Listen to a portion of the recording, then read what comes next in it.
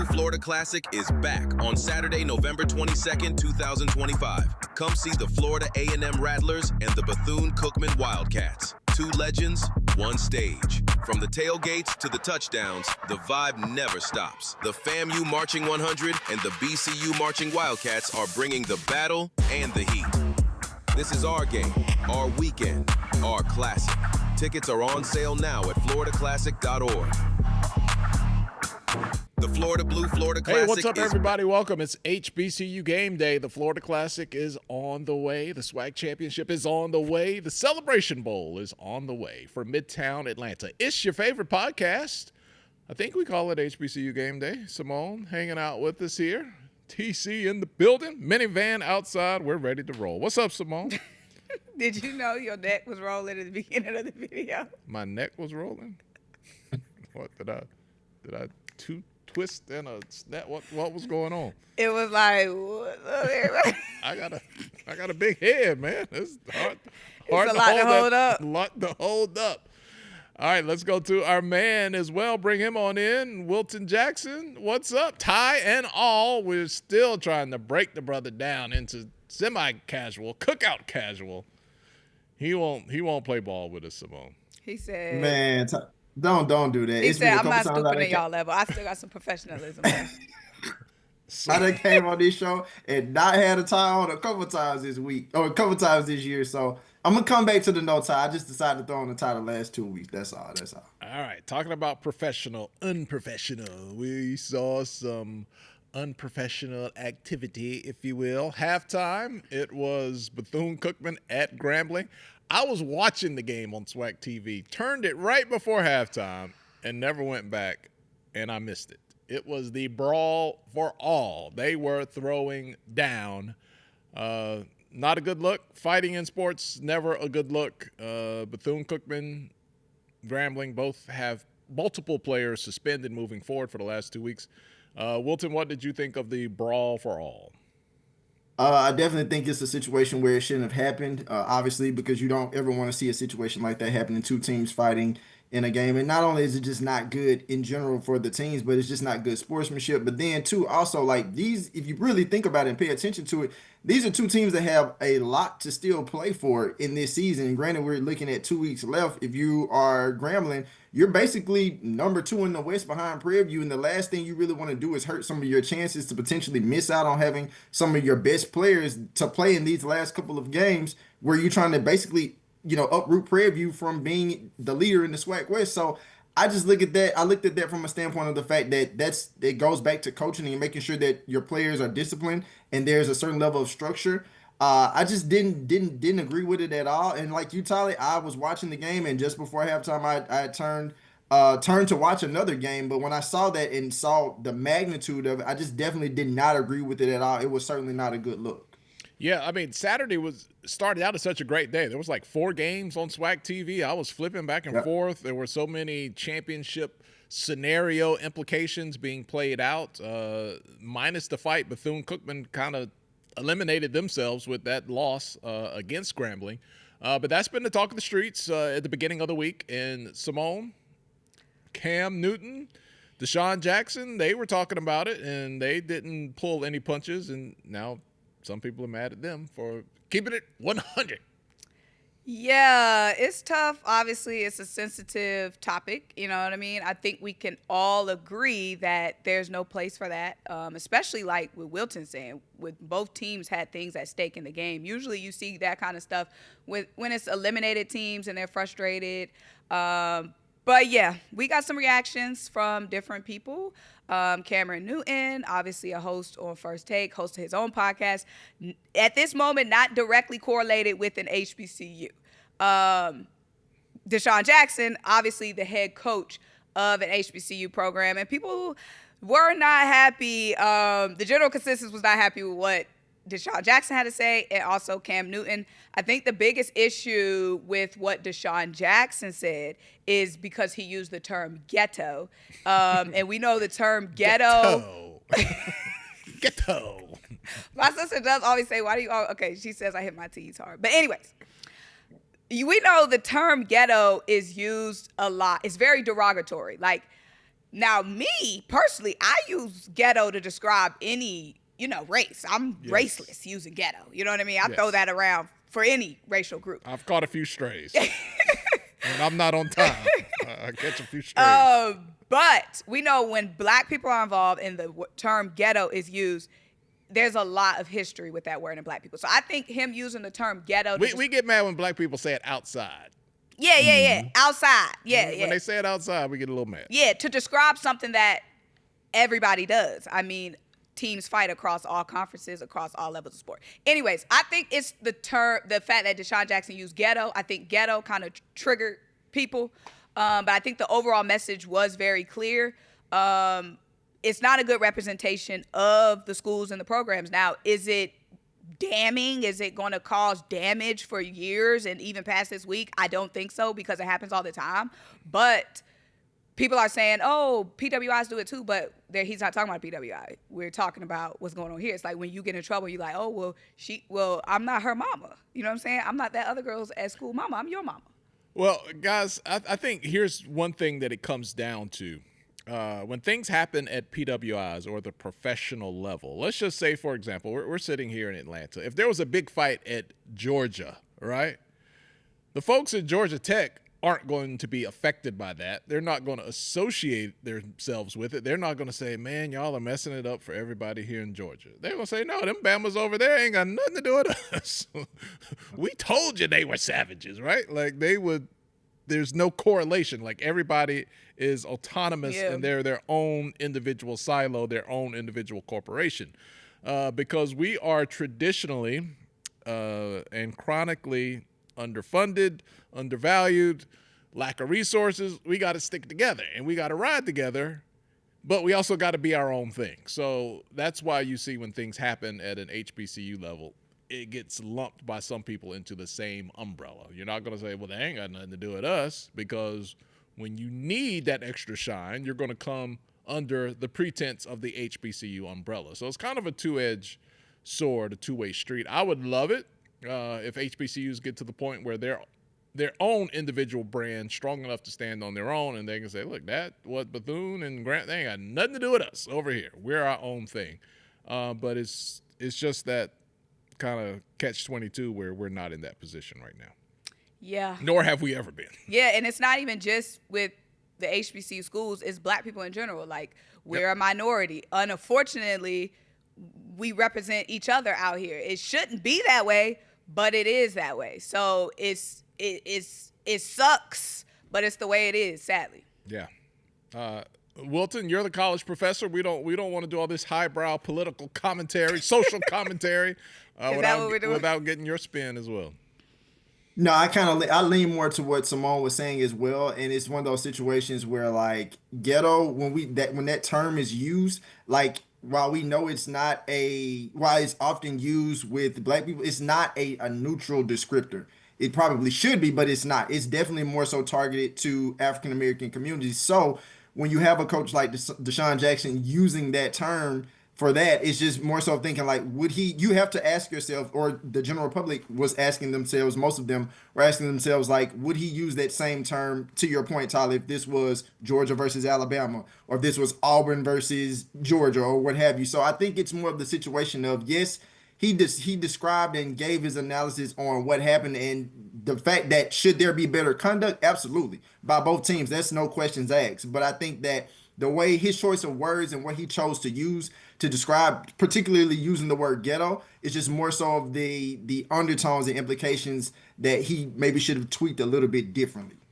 Well, I will say this about Deshaun Jackson. He keeps it real. He is very authentic. He is himself, and that has worked out great this year for Delaware State. And sometimes within our circles and our community, 100% isn't always welcomed or comfortable. So keeping it 100. Yes. Keeping it 100. Yes. Speaking of Delaware State, still unbeaten. They have 2 games left. They have Howard this weekend. Traditionally, Howard has beaten up on Delaware State. This year, Howard just slightly off a little bit. They're sitting there at 4-6. And not to look too far ahead, but no matter what happens with Howard, Delaware State has South Carolina State in the final week of the regular season. And Deion Jackson had a lot to say this week. We had an article this week. He wasn't happy with the referees against Morgan State, and he kept it 100 on that as well. And he talks here about Howard, how they have been the bullies in the past, but he got a little something for him this week. He didn't say bite down to that mouthpiece, Symone. He said he's gonna put that foot down, and respond. We talked about trap games last week. Delaware State almost got trapped. And what you was calling me crazy. And what did I say? Man, when I tell you I was stressed. Watching y'all heard if I mess with the group chat, I'm stressed. The fact that it came down to that field goal, oh my gosh. So if Morgan State hits that field goal, they win the game. I knew but I knew he wasn't gonna hit that field goal. Once they got that sack, defense, defense bit down on that drive. I knew he wasn't gonna hit that field goal. No disrespect, I knew he wasn't gonna hit that field goal. You sound still like you're stressed.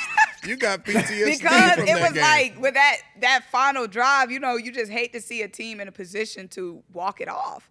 But shout out to the Morgan State Bears, man. Their defense kept them in that game. Offense just couldn't do anything, boy. Offense just couldn't do anything, but defense kept them in that game. Wilton, I'm going to steal some of Simone's words from the past. And she has been on record saying Delaware State has shown you they can win in multiple ways. And that was one of those, look, bend, don't break. We still get the win game.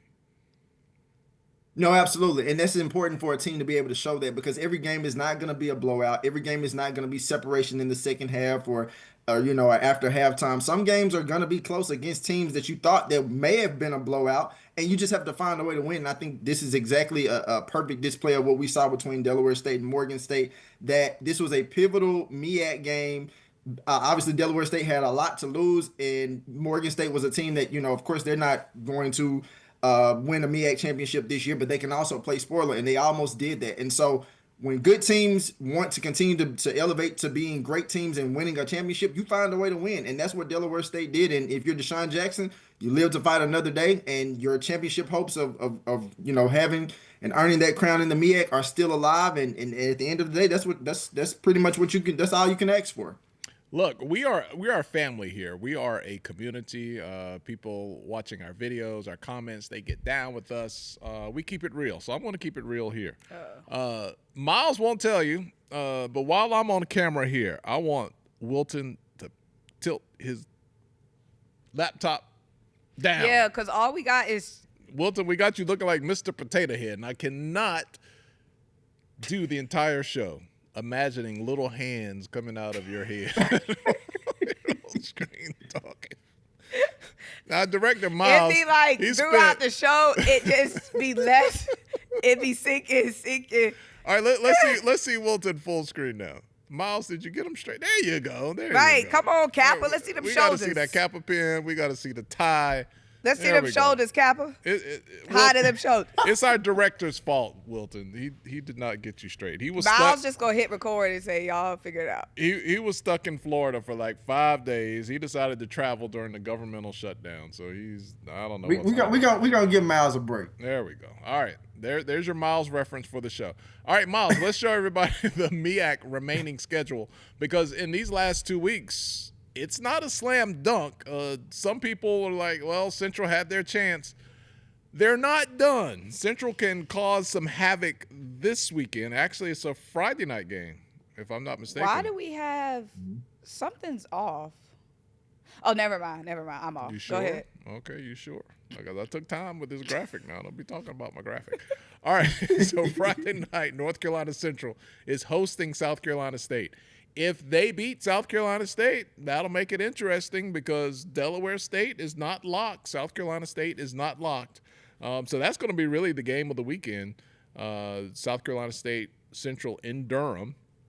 South Carolina State, they've got a gauntlet here the last 2 weeks. They got to beat 2 of the top 3 teams in the MEAC, in Central and Delaware State. This is – dang, Miles, can I look at the graphic? She had to critique it first. Now she's I'm like taking it in and then boom, it's gone. But I mean, wow, like this is intense. North Carolina Central essentially needs Delaware State to lose out, and they need to win out. And they need South Carolina. They need South Carolina and Delaware State to lose out. Well, they can control South Carolina State losing. Yeah, but essentially, yes. They need to win out, and they need both of them to lose. Well, both of them can't lose out because they play each other in the final. So then what's the scenario for Central? All right, let's bring up the standings, Miles, because this is what happens every year in the MEAC. You've got to start doing math. All right, so Delaware State and South Carolina State. Potentially, Delaware State could lose 2 games, right? So they could be sitting at 3-2. North Carolina Central could win 2 games and be 4-1, right? South Carolina State could be they could lose to Central, but if Delaware State lost 2, that means South Carolina State won. So they could be 4-1. Central could be 4-1, and they would have the tiebreaker over South Carolina State if they.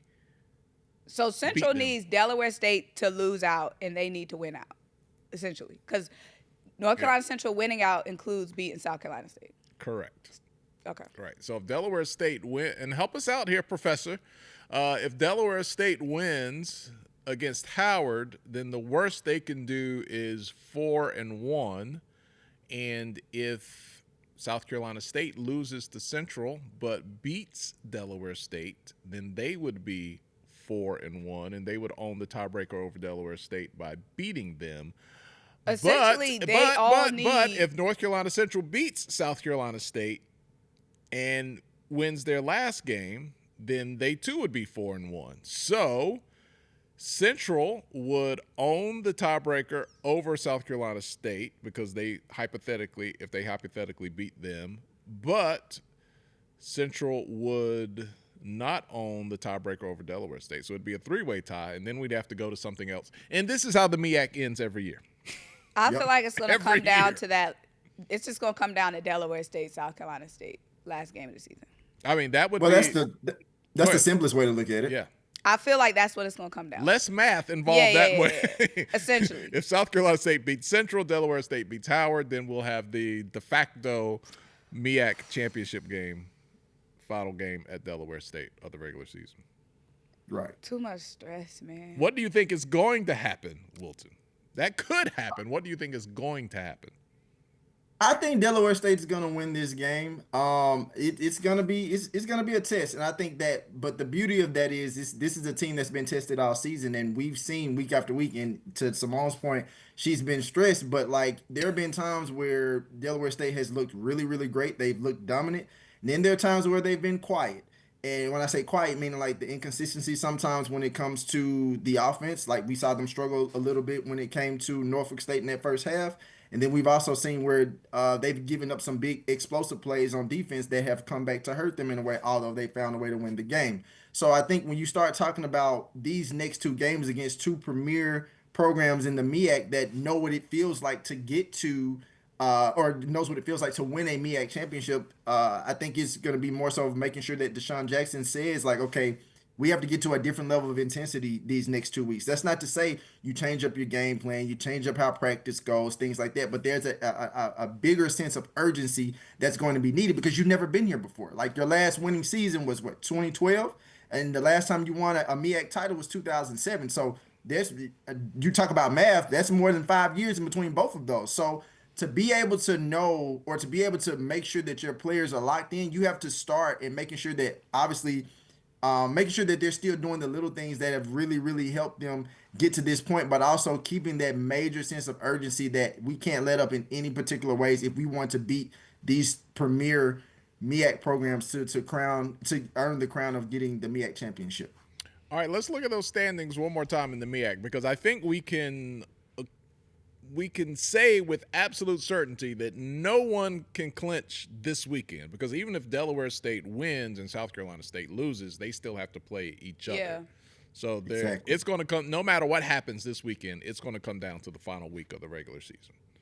Yep.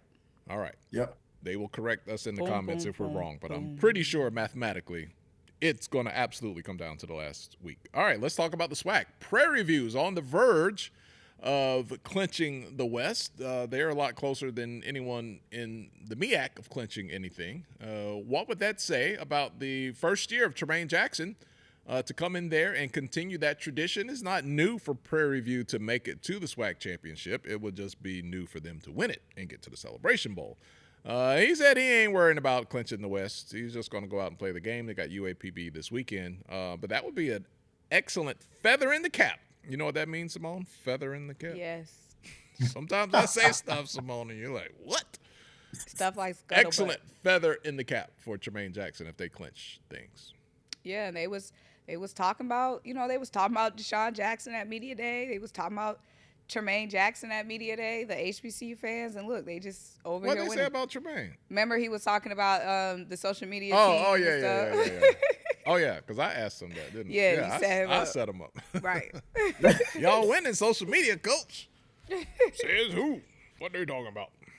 Tolly, why you be setting these people up like that, man? We got to get people to watch and click. Symone said if it ain't hot, they not going to watch. So, we got to set it up. All right, so Prairie View has, this weekend, they got UAPB. I should win, right, Wilton? Should? Yeah. Unless something happens and it's a crazy fluke of what we know as the wacky SWAC West, which I hope that doesn't happen, but it could, but I don't see it happening. This should be a win for the Panthers. I think that, as far as like what they've been able to do, and this is an Arkansas Pine Bluff team that obviously has strung together some more wins. Shout out to Alonzo Hampton for the Golden Lions and what they've been able to do. But I just think it's going to be too much of a Prairie View. I mean, obviously they have the talent to win this game. Cameron Peters has come on well. He redeemed himself from the Alabama State game where he threw 4 interceptions and had a consistent win or consistent game per se against Alabama A&M. So I'm hoping to see a little bit more of Cameron Peters like that in this game against Arkansas Pine Bluff. But of course, we all know that Prairie View starts and begins with their rushing attack led by Chase Bingman. And so their defense is obviously the anchor to what they do as well. So if they can get after Christian Peters at Arkansas Pine Bluff and really shut them down and not give them any continuity on offense, I think this is a win for Prairie View. All right, let's take a look at that West standings. Let's look at the standings, and we're going to look at the remaining schedule. We're going to have to do some more math in real time and see what's going to happen. All right, so 2 games to go. Prairie View sitting at 5-1, Grambling at 4-2. So let's see, Prairie View's got UAPB, and then the next week they have Mississippi Valley State. Let's just say hypothetically that they lose 2 games, the next 2, and they're sitting at 5-3. Grambling has Alcorn State, and they have Southern, of course. So Grambling mathematically could still win the West if Prairie View were to lose 2 and Grambling wins. So that would put them at 6-2 versus 5-3. Texas Southern was in it, but after their last couple of weeks, they've kind of blown that shot there. So mathematically, things could come down to the Bayou Classic, which we've seen before. But, Wilton, I'm not willing to put my money, your money, or Symone's money on Prairie View losing to UAPB and Mississippi Valley State in the last couple of weeks. No, Absolutely not. You would have to be a blind man playing some type of game at somebody's casino to think that that's going to happen. I just don't see it happening. It's just, for me, if it was me, I wouldn't put my money on it at all. And I just think that this Panthers team, they've shown us week after week, even though it hasn't always been pretty, that they can find ways to win games. And I just don't see them dropping the game to Arkansas Pine Bluff and certainly not Mississippi Valley. And let's see the standings one more time, because if Prairie View wins, if they split, but no, let's just say if they win this weekend, that will put them at 6-1, and the worst they could possibly finish would be 6-2. If Grambling wins out, the best they can finish is 6-2, and Prairie View beat Grambling. The tiebreaker. Yeah. So Prairie View wins this weekend, they clinch. UAPB, the assignment for you is simple: keep it interesting. Just keep it interesting so we can get this thing to go all the way down to the last week. I'm not cheering for anything other than interesting. All right, so there's that. Symone, are you putting any faith in UAPB to keep it interesting for us, shake it up a little bit? No.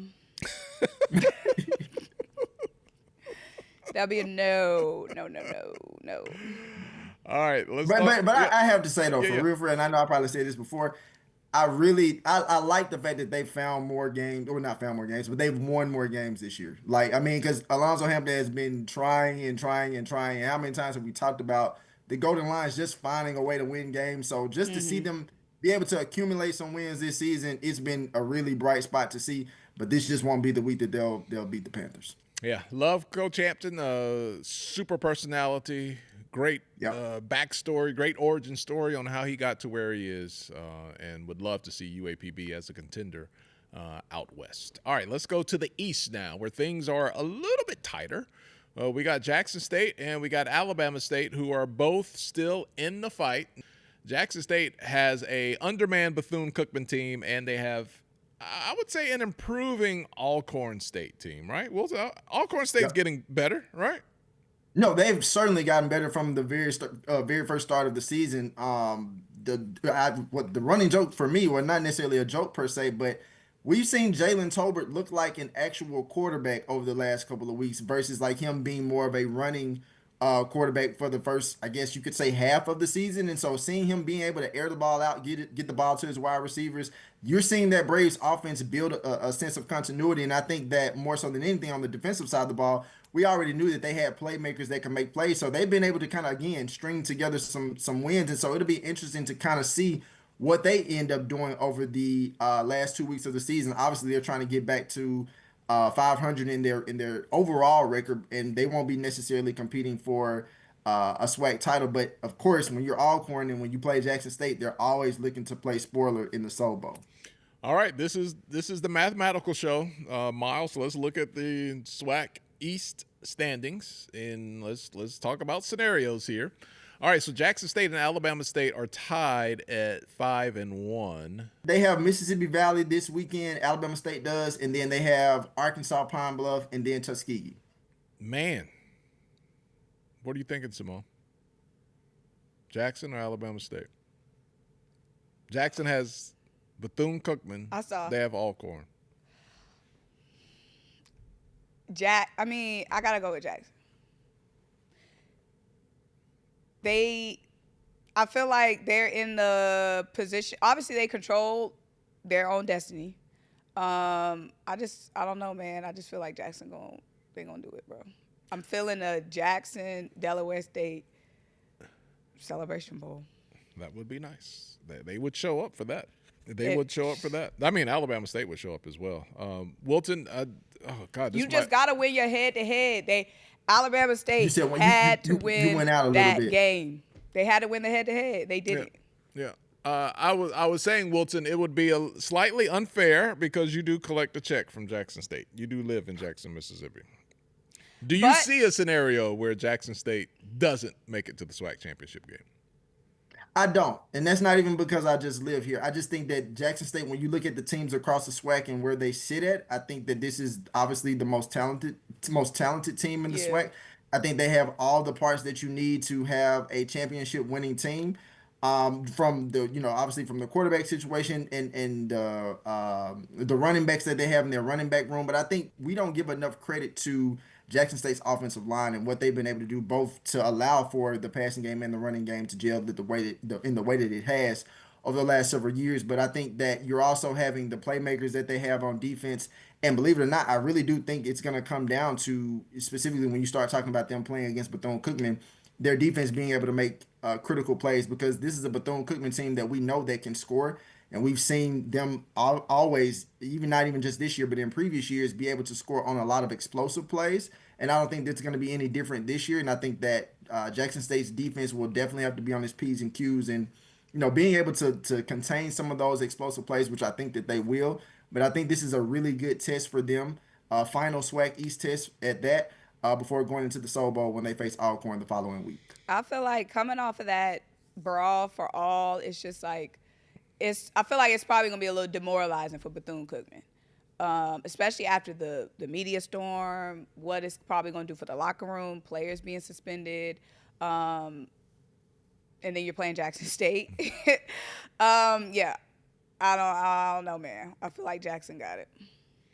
Well, it looked a lot more interesting last week. Yeah. Before Bethune-Cookman lost and before they got several players suspended. But still have to play the game. And T.C. Taylor said, look, we're 8 quarters away. We just got to take it 1 quarter at a time. We're at that point of the year where basketball and football kind of overlap. And guys, we've had a couple of big games. The UAPB women, they got a win over a Power 4 squad. We had Alabama State. They defeated UAB, and Wilton, correct me if I'm wrong, I think UAB had never lost against a SWAC opponent. I think they were like 70-0 or something like that. But that Yep. it was. Now I don't know if it was. I don't know if it was. I was 70 kind of and 0, making but that they had- number up, but they had never lost to a SWAC yeah. school. No, for sure. But no, they had not lost to a SWAC opponent per se. So just to know that, like, you have anytime especially in this point of the season, in basketball season, where you have like non-conference action, anytime a SWAC program can get a win against more of a top tier Division I program, it's always a good sign. It tells a lot about what type of team that you may have coming into conference play, specifically in the SWAC. And like Alabama State, it just kind of seems like that's a team that's always finding ways to reload. And, you know, you're talking about a team that played in the NCAA tournament last year on the men's side, had some really, really good games in that SWAC tournament too, for those that may have forgot. But they have some dudes on that team, Ajon Anderson, Micah Simpson, 2 players that stood out for them in that game, in that win against UAB. So I'm excited to see what this Alabama State Hornets team, and potentially you could, you know, maybe argue to say that they're going to be maybe a top 2, top 3 team in the SWAC on the men's side this year. Well, guys, I meant to tease this a little earlier, but information just kind of came in here. Bands. The Red Lobster Band of the Year. We have our November rankings in. Okay. It's still November. Now I'm hungry. I want a Cheddar Bay biscuit. Hungry with a U or an O? Oh, They should have anytime you talk about cheddar biscuits, it's an O.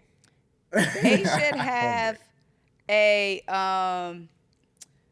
trophy. It should be a trumpet filled with Cheddar Bay biscuits. Yes, I would be there. And then For the Red Lobster for the winner. And then every time you get hungry again, you fill your trophy up with them biscuits. No, it's just something for the award presentation, Tolly. Oh, well, You know how, like, when it's a trying bowl to game, I'm they trying to do multi-purpose. like maybe like, you know, It dump, can't be any worse than the Pop-Tart thing. they that could do. dump a bucket of Cheddar Bay biscuits on the I winning like a good band director. Pop-Tart. But have you seen where the man goes into the toaster and comes out as Yeah, I a big saw that. Pop-Tart and the players are eating Pop-Tart? Like, it's too much. All right, band rankings, Division I, top 10 overall. Have you all seen the rankings? Oh, okay. Yes. But I know You have seen it, Wilton. Yes, I have. You have not. Yeah. All right, so we can tease Symone here. All right. Okay. We know that you are. Don't look at it. Put I'm Put your not. phone down. Put it down. We know your rooting interest is with the Aggies. Yep. All right, so let's If go. I'm allowed to. Well, Rooting police over here. you are a front runner. I can't help that. I'm sorry. I'm in front. Watch that video as well. All right, Prairie View, number 10. Morgan State, number 9. Tennessee State, Aristocrat of Bands, number 8. Alabama State, Mighty Marching Hornets, number 7. The Forest, Hampton University, number 6. Norfolk State University, Behold, at number 5. The Human Jukebox comes in at number 4. Ocean of Soul, Texas Southern, at number 3. That gives us 2 spots remaining, number 2 and number 1. I think after that performance that FAMU put on at that Jackson game, That the was a Jackson great- FAMU game, I think FAMU might have jumped to number 1 for November. However, Cheddar Bay biscuits aren't dumped on band directors in November. It's still a lot of music to be played. All right, number 2. The Marching 100. Oh! FAMU University, and number 1, top 10 overall rankings for November, North Carolina A&T. Blue and gold. Why Marching would I ever Machine doubt, you know? coming in at number 1. Why would I ever doubt? Wilton, I think everyone who said they did not want to be included Is discluded? is not in there. Now, are they not in there Right. because they didn't see them in the top 10? Or are they not in there because they Well, were I mean, I think you could milk it as long as you can, but you can't when it's go time. right. And you're going to need somebody to actually show up in Atlanta. It's got to be somebody who wants to play ball. So Jackson State is not in the top 10 to Sonic Boom, but they asked not to be included. They were included for a little while. They're no longer included. Who else was? Was it Bethune? Bethune. Was it Bethune? I think it was. Yeah, it was Bethune. Yeah, Bethune. Yep. And they're not in the top 10 anyway. All right, so there's that. We'll take it. A little bit of technical, More Cheddar Bay background biscuits for the information Aggies. there. Context. All right, Wilton, A&T number 1, FAMU number 2 right now for November. Texas Southern number 3, Southern the jukebox number 4, Norfolk State number 5. What do you think? I don't have any issues with that top 5. I just think more so than anything, the things that stand out about all those bands are good. I think something that Symone mentioned as far as like that FAMU performance against Jackson State, their halftime performance was really, really, really, really good.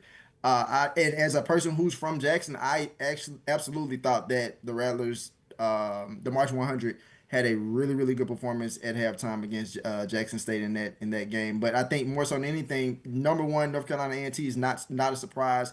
They always have the musicality that they need, the drill integration, and they're pretty consistent week to week. You're not gonna really get too much change from North Carolina A&T in terms of like those elements. I think with FAMU, you're gonna get the same level of quality sound. Their musical selections are going to be pretty solid. Of course, the auxiliaries are strong. Texas Southern, I think that's always been one of my sneaky favorites, and I guess a lot of it is due to the fact that I'm more from a SWAC background when it comes to bands. So it doesn't surprise me that they're up that high. I maybe would have switched Southern before Texas Southern, but that probably may be a little bit of bias, even though those are 2 SWAC schools. But I think a good piece that really helps Texas Southern too, and I think sometimes that we don't really pay attention to enough, is that obviously drum lines or percussion kind of help make sure the band stay on task and stay on beat and form a lot of these drill formations and things like that. And Texas Southern has a really, really strong drum line. When you talk about Southern, their number 4, their style that we see consistently, like of course the brassy sound in the stands, the energy that they always have. I'm a big fan of Southern's band. I think that sometimes the work that they do more so in the stands may account for a little bit more than what you see on the field, and that's why some people may say, well, why is Southern not higher? It could be due to the fact of, they may be a little bit better sometimes in the stands versus the field. And shout out to the Blue and Gold Marching Machine halftime performance at the Carolina Panthers game. Yeah, that's right. They had some NFL action over the weekend. Because the other bands always want to say, "Oh, well, we performed at NFL games." Yeah, we do too. We do too. She taking shots. No, because that's what we got bigger fish to fry. We be at the NFL games. Okay, so do we. All right. So there's several categories that go into this. Musicality is one of them. Norfolk State claimed the top spot in musicality, and I'm reading this from HBCUGameday.com. You can get the full story there for the latest November rankings. They have pictures, drill, and design, which is more the on-field formations that you see there. FAMU, you guys talked about what they were able to do against Jackson State, so they did get number 1 in that category. Percussion, Hampton University gets the top spot with their drum line, and drum majors, Alabama State got the top spot there, and auxiliaries, Southern shines there. Fabulous Dancing Dolls reign supreme. Get off your phone. No, I'm just giving the people all the information. The top 5 bands will all be considered for the final selection. That's new this year. Rather than just the top 2, top 5 will be in consideration for the final spot. So again, let's tell you that top 5. Is A&T, FAMU, Texas Southern, Southern University, and Norfolk. So you got the MEAC, you got the SWAC, and you got the independent, or the CAA with North Carolina A&T. Good mix. I felt like that was petty. I not. They're not independent. They're in a conference. So I had to say their conference name. The independent. You the one rolling your eyes all to the back of your head, not me. I'm just stating facts. You feeling that hat? Nice hat. I don't have a haircut, so that's why I don't like wearing hats. But I just didn't have a haircut, and my head's big, so I keep adjusting it because this part up here is putting pressure back here, so I'm having to readjust. You'll have one of them lives when you take it off. Yeah. All right, Wilton. This weekend, your top watch this weekend. My eyes will be on a couple games. It will be on that Delaware State game. It will also be, obviously, because I'll be at the game for Jackson State and Bethune-Cookman. Looking for Jackson State to take care of business against Bethune-Cookman. But either way, I just want to see really good games, good football. But I also want to see if Symone is going to be in the group chat, if she's going to be in the chat saying I'm not stressed. Now I'm gonna misspell this as a professor. I'm gonna misspell this intentionally and not use the T and put a C. Because she's going to be stressed this weekend. I don't feel like that. I'm not feeling that. I'm feeling a 2-possession win for the Hornets. So, well, for Delaware State, there's really no need to be stressed because you got to save that for next weekend.